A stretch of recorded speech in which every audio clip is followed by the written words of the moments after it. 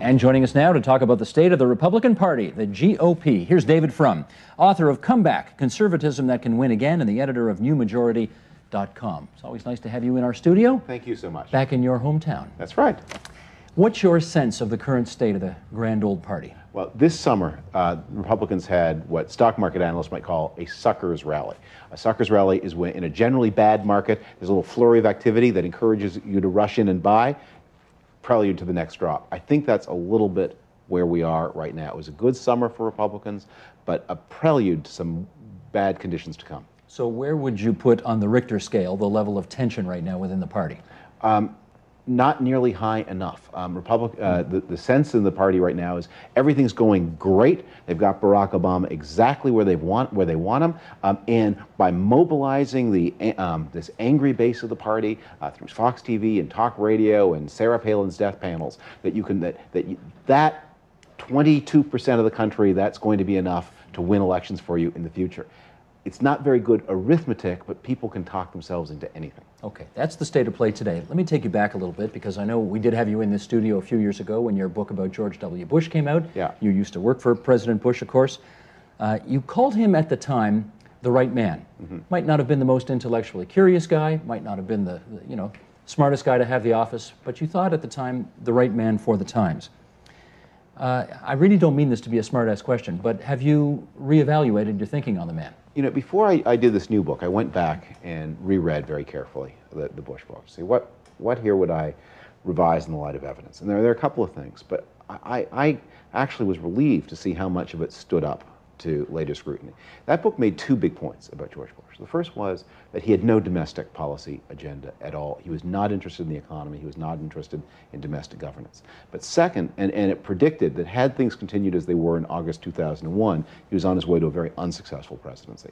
But it also said that this guy had a kind of stamina and tenacity in international relations that was going to be decisive. I think both of those judgments have turned out to be right. I mean, the economic management was bad. Even before the crash of 2008, you saw average incomes rising. In fact, before the crash, the average person was no better off than they'd been in the year 2000. However, in Iraq, George Bush stayed the course at a time when people were calling for him to leave and turned a very difficult situation into a very satisfactory situation. The United States is going to get out of Iraq with leaving behind a more stable country, having turned that regime in a much better direction and having a much better strategic position in the region. And we can contrast George Bush's clearness of purpose and tenacity in Iraq with the vacillation that is turning Afghanistan into a huge foreign policy problem. Even Barack Obama said the other night when he was doing his major blitz, and then he did Letterman after that the world's a better place without Saddam Hussein in it. Yes. But do you want to reevaluate how well George Bush prosecuted that war, how well he handled Katrina, how well he tried to change the domestic agenda and really didn't? I had the privilege of going on a NATO trip to Afghanistan almost exactly a year ago. And what all the NATO people in Afghanistan then said is, what happens when we win the war that everybody was against and lose the war that everybody was for? So when you say reevaluate, I mean, that Iraq in 2009 looks like it's on its way to a positive trajectory. Afghanistan looks not. Now, Katrina was unimagined at the time that I wrote my Bush book, but I think it was implied. I said then he didn't pay attention to the details. He was not a good domestic policy manager, and he had a very, very weak team around him. And I complained in that book about the mediocrity of the people he recruited to high office, and that became a huge, and I predicted it would be a huge problem, and it was. As I said, I'm not going to say I was a prophet, because I got a lot of things wrong. And Iraq for sure turned out to be, along the way, a lot bloodier and more costly and more difficult than I'd imagined. Nor did I ever doubt that there were WMD, weapons of mass destruction, in Iraq. I believe that entirely, as I think the president did and all those around him did. You still believe it? No, that turned out to be wrong. Okay. I was setting this up. Just checking. No, I was setting this up as things I believed that, and that turned out to be wrong. But did we still have a better result than we would have had the status quo been left in place? Yes. Let me show you some numbers here. Here's the popular vote for the presidential candidates by party going back to the Bill Clinton years. And you can look at the chart over my shoulder there. 1992, the Republicans are down at 37.4%. 96, this is Clinton's second election, up to 40%, but still well less than half the country. Year 2000, that's George Bush the son's first election. He's still not at 50. 2004, he barely cracks 50. And 2008, There's John McCain down once again at 45.7%. Given these numbers, how much of the problems that the Republican Party is having today can you really lay at the foot of George W. Bush? Bingo. This is a point I make all the time. And if I were doing that chart, by the way, I would start it in 1988 because what with the father. With the father, because the real trajectory, it seems to me, is a story of the rise of the Republican Party from 1978 to 1988, kind of zenith of political strength from 1988 to 1994, and culminating in the big Republican win in Congress in 1994. And then the beginning of the disintegration of the Republican majority after 1994, it becomes more serious. It would be helpful also if you put up the off-year elections. So that gives you a real sense of the trajectory from 1998, 2000, and so on. It's a problem, and this is an argument I have all the time inside the Republican Party. Was what happened in 2008 and also in 2006, was that a change in the weather or a change in the climate? And the prevailing view inside the party is it was a weather event, and George Bush is now off the scene, that Iraq is behind us, the crash of 2008 will be forgotten, and the normal climate of Republican success will reassert itself. I think that is just wrong. The country has been changing in ways that threaten the Republican, that have ended the Republican ascendancy. And let me point to one more number that could also go on that screen. In 1988, the elder Bush beat Michael Dukakis among people with a four-year college degree, white people with a four-year college degree by 25 points. People with four-year degrees have historically been a Republican constituency, but they have been losing ground in that constituency, even among the whites, since 1988. In this last election, Barack Obama won all people with a four-year college degree. John McCain won whites with a four-year college degree, it's true, but by like a point or two.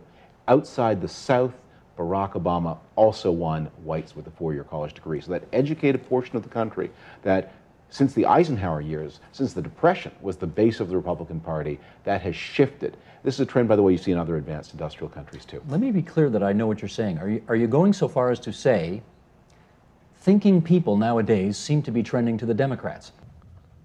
I think there are a lot of university professors who might question your description of their former undergraduates as thinking people. But look, here's the problem the Republican Party faces. It's a demographic problem. As people gain more education, in the past, they used to become more conservative and more Republican. Since the 1980s, that is ceasing to be true. That people with four-year degrees are moving out of the party, and that is a rapidly growing part of the population. In 1990, only about a fifth of American whites had a college degree. Today, almost a third do. Meanwhile, the party is also having declining success reaching non-white voters. As the country becomes both better educated and less white, the Republican Party is shrinking into a bastion of the party of white people who aren't poor, because people who earn less than $30,000 don't vote Republican regardless of race, but who also haven't finished college. Now that's a big bunch of people, but it's an ever-dwindling bunch, and so Republicans have to get higher and higher percentages of that smaller and smaller group in order to win, and that has been a problem for the party since 1990. Let me put another challenge on the table that you identified in your book, Comeback, and I'll read a little excerpt here. We must make clear, you say, that we value public service as much as private wealth creation, that we appreciate the duties of government fully as much as we defend the rights of the marketplace. We cherish our principles, but our first principle is the public good. That sounds like a tough sell for a traditional Republican. Would you agree? I don't think so. In fact, historically, the Republican Party in the United States has been the party of good government. I mean, you think of names like Mayor Daley, the urban machines that misran so many of American cities. One of the things that was a formative experience, one of the ways that Americans saw politics, was through the contrast between corrupt big city machines, typically Democratic, and effective, responsible county government, suburban government, typically Republican. But Republicans today say they hate government. But that is the prison, the historic prison through which Americans have seen government. And look, in Ronald Reagan's day, they were a limited government party, but the claim was always, these are the grown-ups, these are the people who can make national security work, these are the people who can balance budgets. And that's why the mistakes that took place in the Bush years were so devastating, because they went straight to that core Republican claim. Look, we may be kind of harder people than the Democrats, but we're more capable people than the Democrats. We're the effective party. They're the compassion party. We're the effectiveness party. But at some point, do Republicans not have to stop being so hostile to government and say, yes, we do need good public services, and we know how to run them better? There's a difference. The problem that the Republicans had in the Bush years, it wasn't that they were hostile to government. They were hostile to merit. I mean, when you look at the appointments George Bush made, the appointment he tried to make to the Supreme Court of his former counsel Harriet Miers, a fight I was very involved in, that Republicans always believed in government doing certain things and government that was limited but effective. But that requires you to make merit and intelligence important criteria in government. One of the traps the Republican Party has got into is, in order to defend and excuse certain mistakes, in order, for example, to defend and excuse the choice of Sarah Palin as vice presidential nominee, you had important Republican talkers going on the air and saying it doesn't matter what you know, it doesn't matter what you can do. Bill O'Reilly did an interview about Sarah Palin just after, I guess, after the election, in which he was saying things. I think I can quote it almost verbatim, that, look, it's possible for people to say, here's the system of government, here's the map of the world, here are the basics, you do the rest. Well, it doesn't work that way. And everybody understands it doesn't work that way. Well, let me pick up on that. Here's you again from your book, Comeback.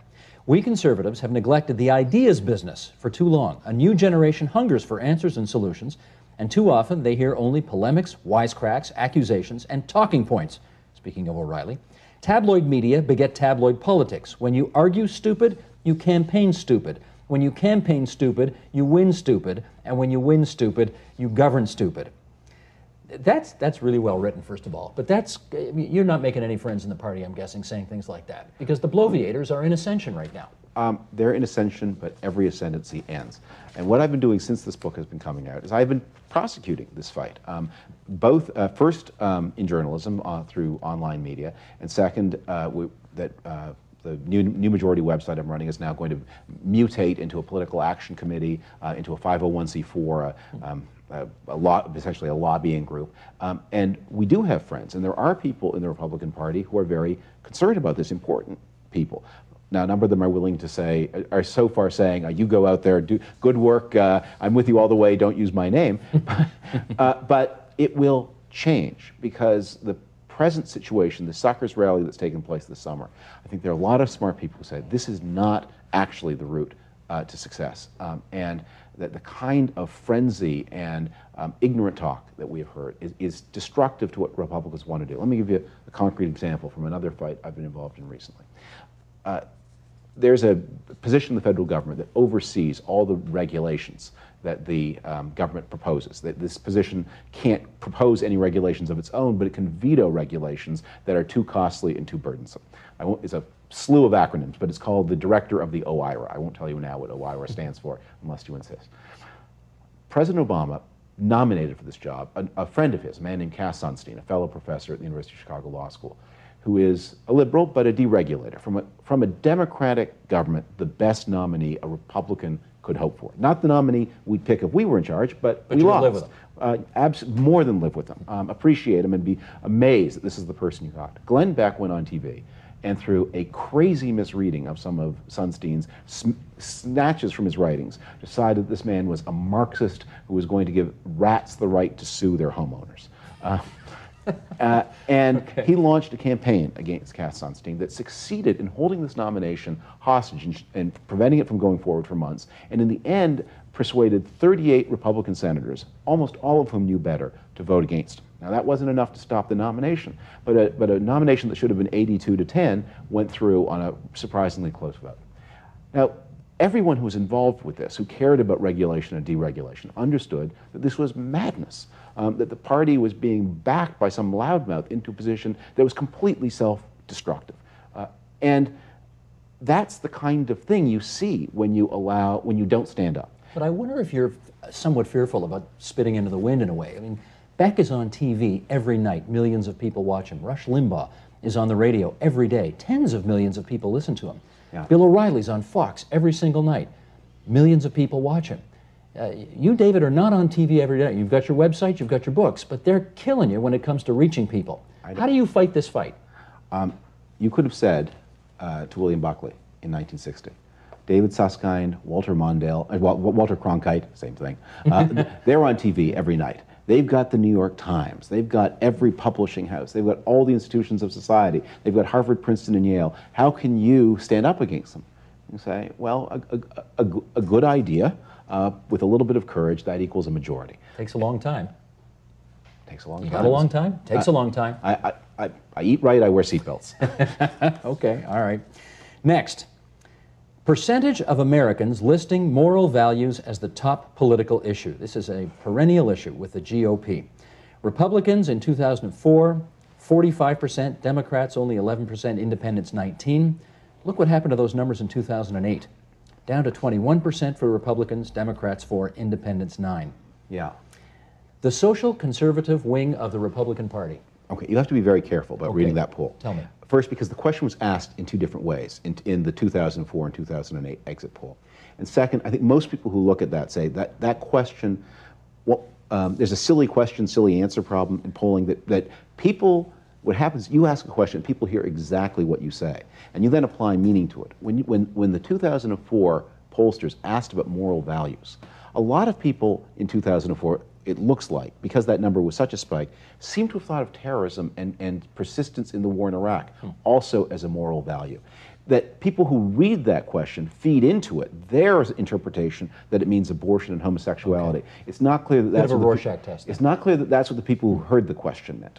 Having said, okay, fair enough. Having said that, do you worry that the social conservative element within the Republican Party is also, and admittedly, ascension's end, but is too much in control of the party right now? Let's separate out a couple of issues that are very different from one another. One of them is the issue of abortion and life. The United States is split almost evenly down the middle on this question. And happily, there are two political parties. So one side has one political party. It seems reasonable that the other side should have a political party of its own. The question is not, should the Republicans be a pro-life party?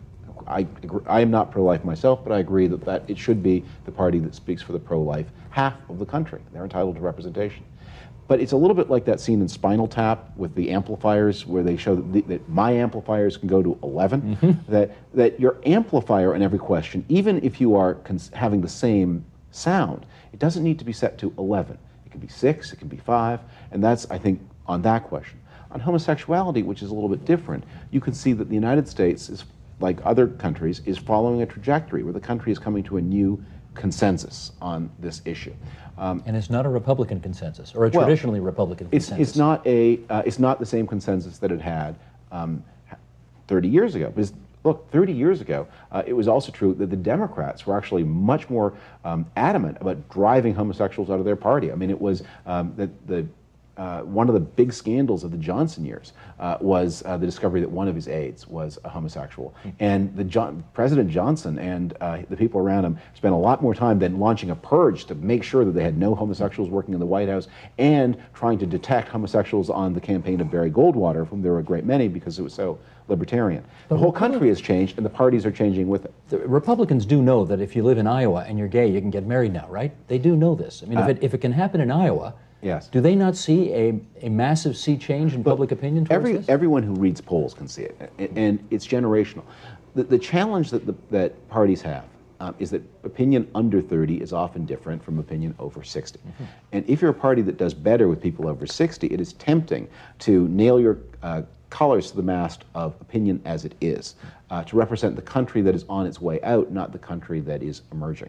And one of the things that I have been urging on Republicans is you have to, this is one of the things I say so often to Republican members of Congress and politicians when I talk to them. It's important to take care of the voters you have, but it's also important to remember the voters you want. And if you're not in the majority, obviously the voters you have are not sufficient. You have to give consideration to the voters you want. And they're going to be different in subtle ways from the voters you have, and you need to think about how to talk to them. And a lot of the work we do at newmajority.com is trying to figure out what that message is. And it's not like I think I do have some answers, but I don't want to make it too pat because they have to be developed. It's going to be experimental. It's going to take a bit of time.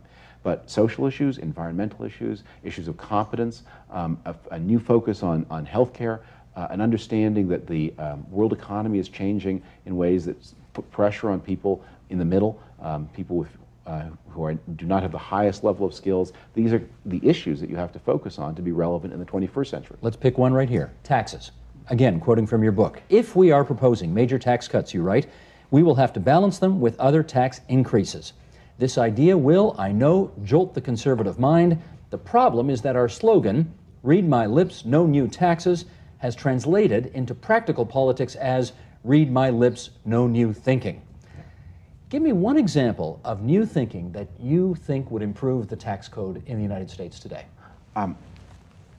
Here, I've got a couple of thoughts. One is the United States needs to move from a tax on production and income to a tax on consumption. That's a very, that sounds very dramatic, but it can be done in ways, as I describe in the book, that actually can be integrated into the current tax code. One of the things you do, for example, is if you were to increase the tax protection from savings, simply say to everybody, any money you save goes untaxed for as long as you save it. By definition, everything that is not saved is consumed. So then if taxes rise, if what we call income taxes, but they're not really, rise on the unsaved portion, while the saved portion is sheltered from tax, you have shifted to a consumption tax, and to a consumption tax, by the way, that taxes consumption at higher rates at higher levels. So you want a national sales tax? No, no. You don't want that? No. That's exactly what I don't want. Sorry, that's one of the, when people hear consumption, they think national sales tax, right, which is a terrible idea for a lot of ways. It's a tax on retail sales. That's not the way to do it. My point is that you can, it's just the opposite.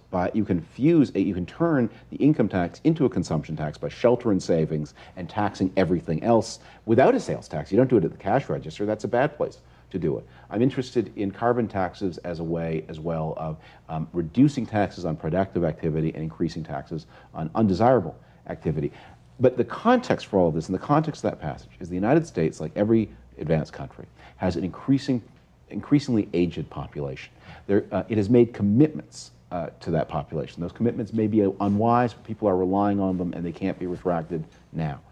That means that there is going to be a greater demand through this next phase of the life cycle of the baby boomers for government than there has been. It's a commitment that's made. It has to be financed, and you can't wish it away. And that's one of the things that has been so frustrating about this healthcare debate. When Republicans say absolutely no Medicare cuts ever because we're getting so many votes from people age 65 and up, they're forgetting that right now the U.S. government spends 8% of GDP on government health programs. Not all health, government health programs are 8% of GDP. Medicare, Medicaid, veterans, Indian Affairs, and others. We're on our way to spending 10% of GDP on government health care. By the way, that's almost as much as Britain spends on government health care. If you do that, you'll starve the military. You will rule out any possible future tax reductions. That's the trajectory now, and that it has to be financed, but it also has to be reformed. I went to your book launch. I guess it was, what is it, a year ago? Yes. Maybe more than that. A year ago, when you brought Come Back Out, and your sister Linda introduced you with a great line, I thought. She said, "David, you're getting in touch with your inner moderate." Is she right? Yes and no. I think that the question, the challenge for conservatives in the United States now, truth for the world, is a challenge both of method and of tone. That is, the problem with the Republican Party is not actually that it's too extreme. Because it's not principled enough right now to be extreme. The problem is it's too thoughtless and it's too loud. And you can actually have a strong free market and a strong national defense approach, but you can make it more pragmatic and empirical in its method and more inclusive, welcoming, rational, and gentler in its tone.